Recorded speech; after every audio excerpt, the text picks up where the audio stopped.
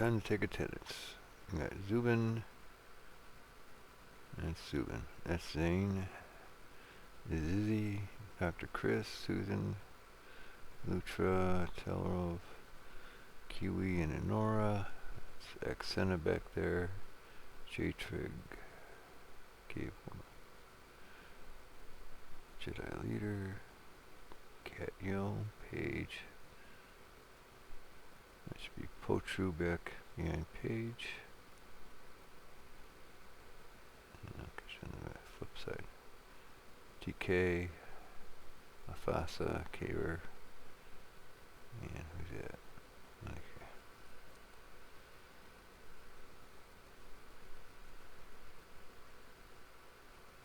And there's Potru.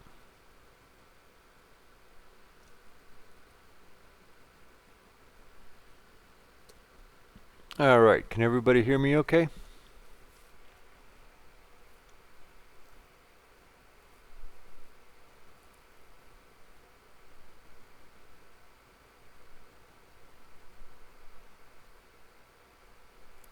Nice one, Cave Woman.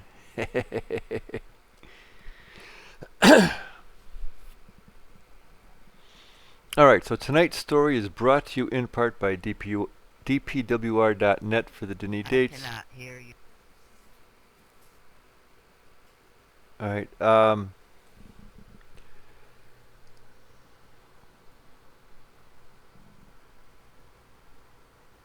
cannot hear you. I don't know what to say, Cave Woman. Can you hear me, Caver? Okay, yes, you can hear me.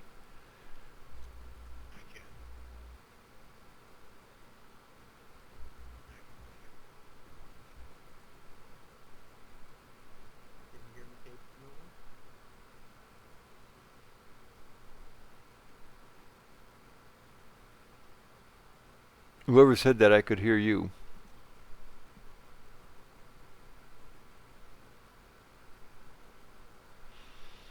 Alright, by the way, we've got some new faces here. Kat Yo, Malike, and Zane, and Zubin El Ganubi. So welcome to Story Night. It's semi-new, okay.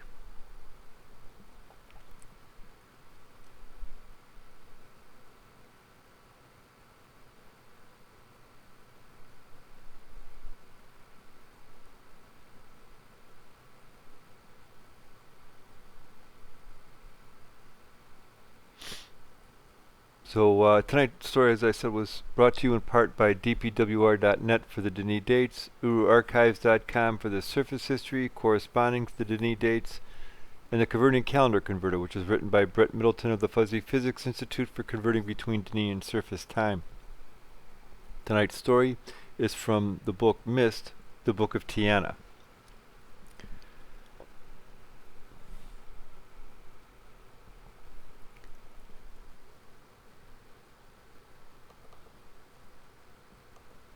And of course, I'll begin with a brief recap.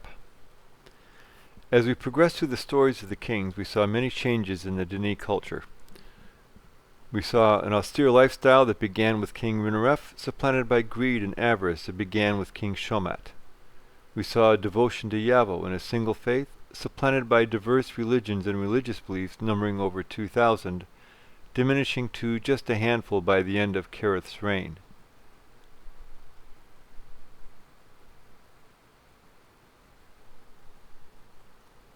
Because of the writings of a martyred, self-proclaimed prophet named Gish, we saw their belief system being hijacked and steered away from the words and teachings of Yavo.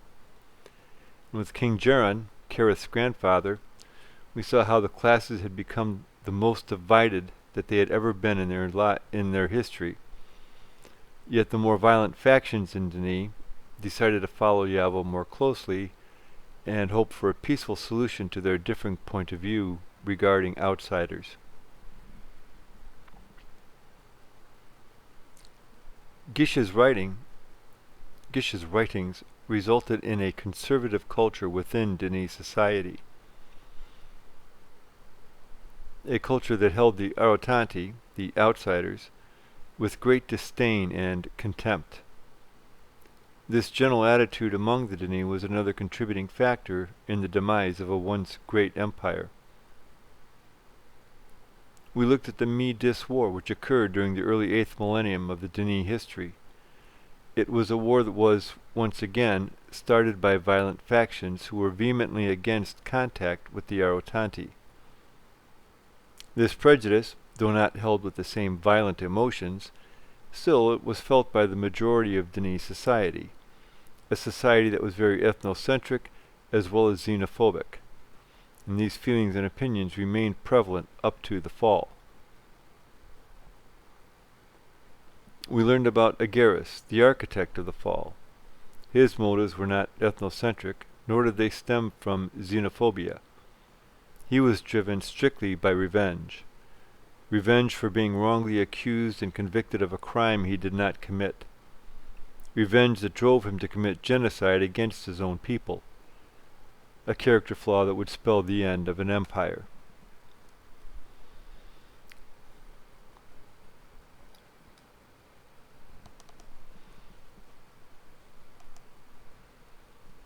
Also, there are the beginnings of Atris, one of the heroes of the fall, the excavation of the great shaft, and of a friendship with Viovis, who would become one of the villains of the fall. We learned about a surface dweller named Anna, her life, and how she came to find the cavern, and those same old Dini fears of the Arotanti, the outsiders, and their possibly corrupting influence on the Dini populace. We learned of Anna's time in prison, her learning the Dini language, and of Viovis's anger towards Arotanti in general, and her in particular, over his beliefs in Dini elitism and supremacy over all other races. We learned of Anna's trial, and the result being her uncertain future. And we learned how Anna came to live with Atris's parents. How Viovis, through his arrogance, assumed that Anna would not come to his first book celebration. We learned how Atris took exception to his friend's snubbing of Anna, and in turn snubbed his friend for making him choose between the two. And finally, deciding to write an age with Anna. And how, after living and working together, they fell in love. And how that love alienated Viovis, causing his anger to burn brighter than ever, and bring an end to his friendship with Atris. We learned about the origins of the Watcher's Sanctuary, how Guildmaster Kadish purchased the sanctuary and Urkana, and built Anone in order to perpetuate the lie that he was the grower, as he fancied himself to be. We learned about the birth of Gen. Now Agarus was a master forger with the moniker of the Philosopher.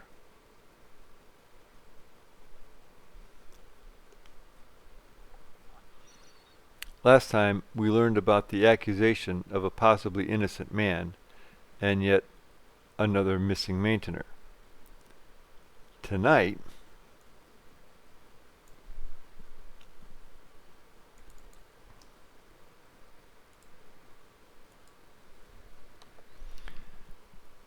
we will learn about the final end to the friendship between Atris and Viovis, a trial, and another missing maintainer, and the death of a lord.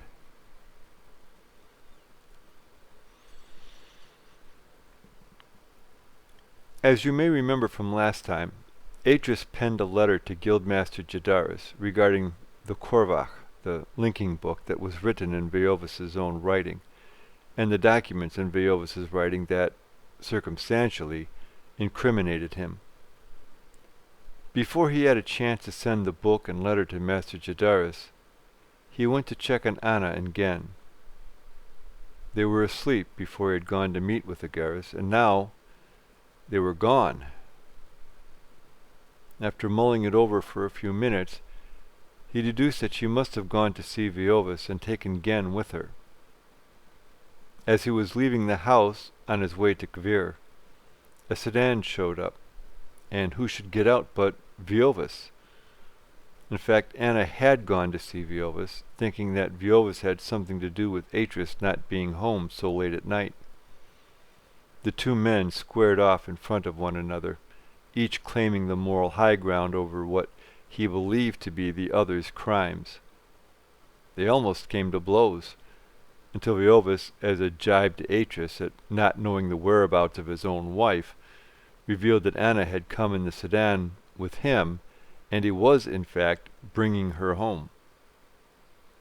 This confrontation sealed the end of the friendship between Atris and Viovis. Each became resolved to bring the other to justice.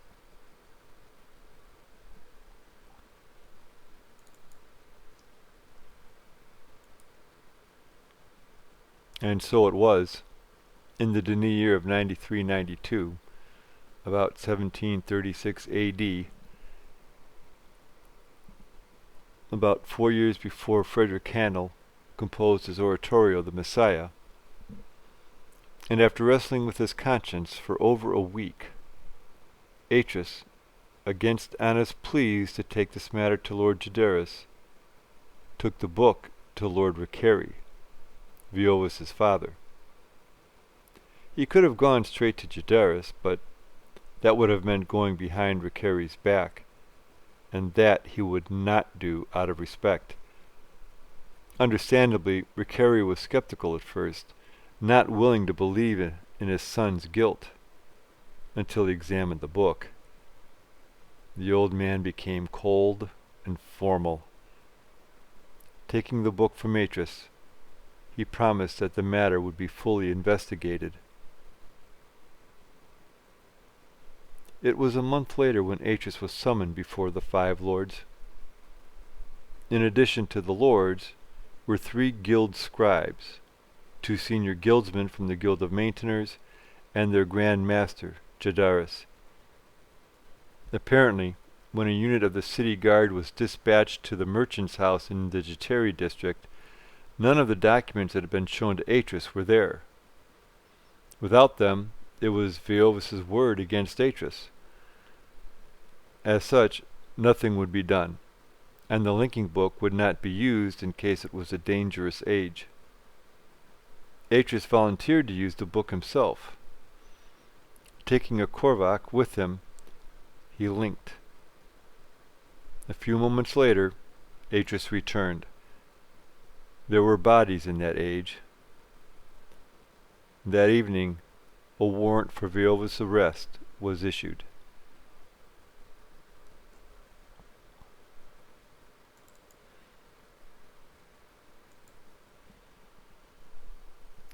In Kvir, guildsmen from the Guild of Maintainers were waiting in the family book room. The Guild of Maintainers, as well as members of the city guard, were also conducting a thorough search of the house. Meanwhile, Viovis was nowhere to be found. Atris met with Ricarey in his study, along with Master Gaderis.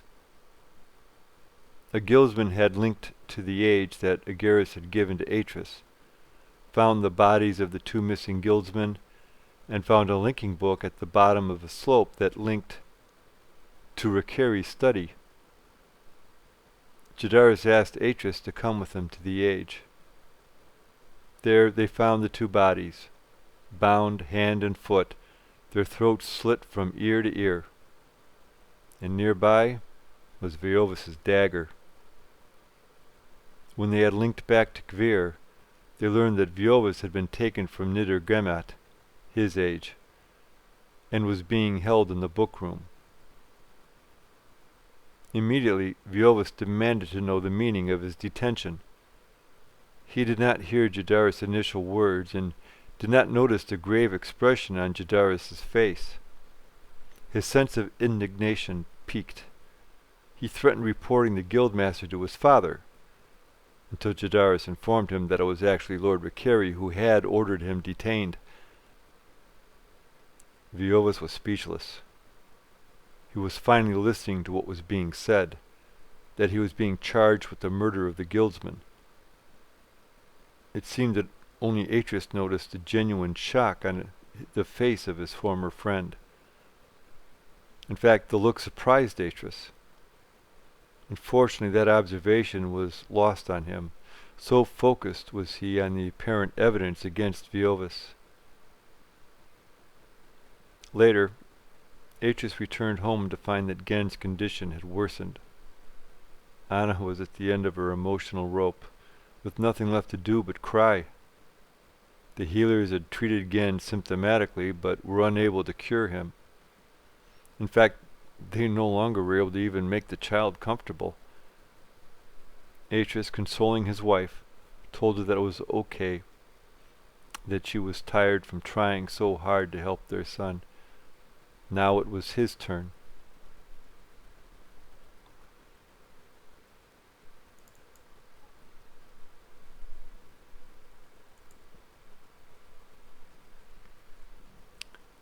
By that time, Viovis was already in his cell in the Maintainer's fortress on the island of Irat, the same place where Anna was initially held after discovering Denis, and being discovered by Denis. He reviewed the evidence against him, knowing that it was all lies, that the documents presented were all forgeries. In his mind, this cemented Atris's guilt. What he needed was to talk to Souvenir, but his maintainer friend was nowhere to be found. It was at that time a guard brought a pile of fresh clothes.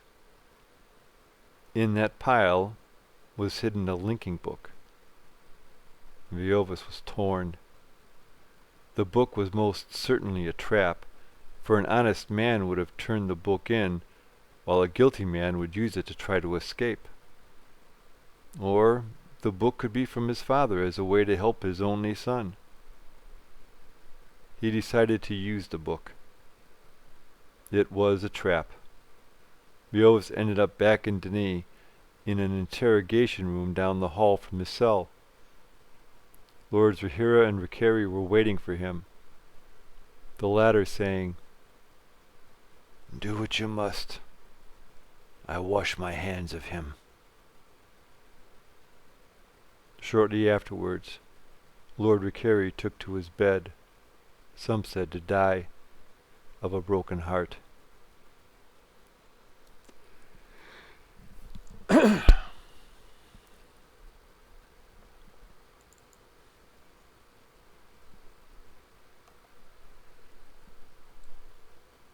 Meanwhile, Atris had taken Gen to their age of Gemedet, hoping the fresh air would do the child good. Anna joined them shortly after he linked with Gen. Atris and Gen both slept for more than a day. When they awoke, Gen was better, and his fever was gone. A short while later, in a private ceremony, Anna was made an official Denis citizen. It was a precedent, and one the council approved. A week later, it was time for Viovis's trial. As he stood before the entire council, as well as 12 invited guests that included the families of the slain guildsmen, Anna and Agaris, the council voted. There were 360 ayes, with no one dissenting. As he was being escorted from the council chambers, Viovis turned to Atris and said, "You should have let me fall." This, of course, referred to the time when Atris had saved his life. At that instant, Atris knew that he had helped convict an innocent man. As Atris and Anna were leaving the guild hall, the great bell on Agura began to sound. Lord Rakari was dead. What is amazing is that someone who, not long before, was considered to be an enemy of the Denis state, was present at Viovis's trial. The Denis have a word for what Agaris had become. They call it Nekasal. Though even that word, which means bent or twisted, was not a sufficient description of evil, of which this trial was the beginning, that Agaris was about to visit on Denis.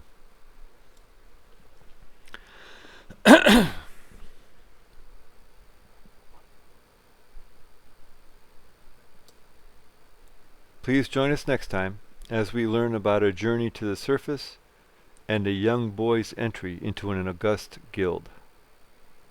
The end.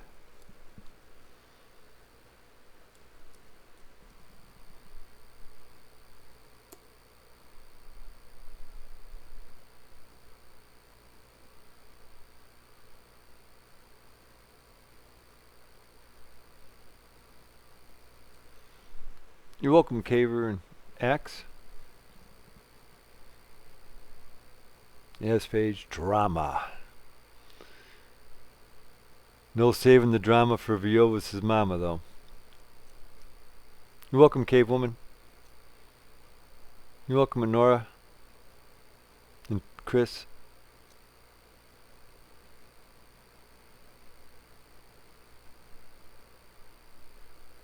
Thanks, Fotru.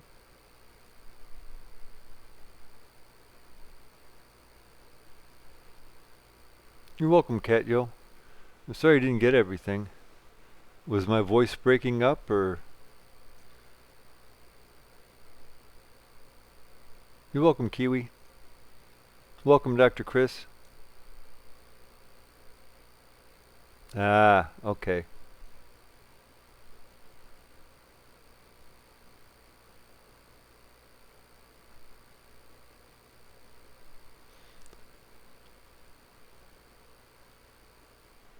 Catyo, would it help you to read the story?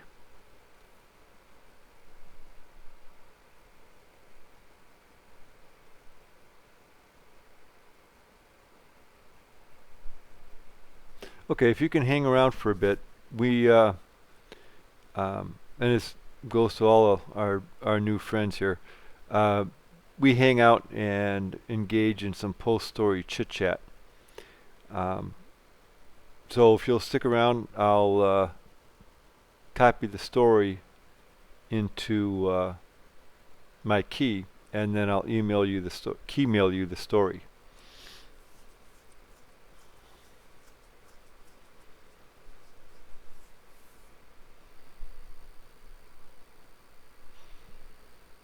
And speaking of chit-chat, shall we all adjourn to the back tier for some post-story chit-chat?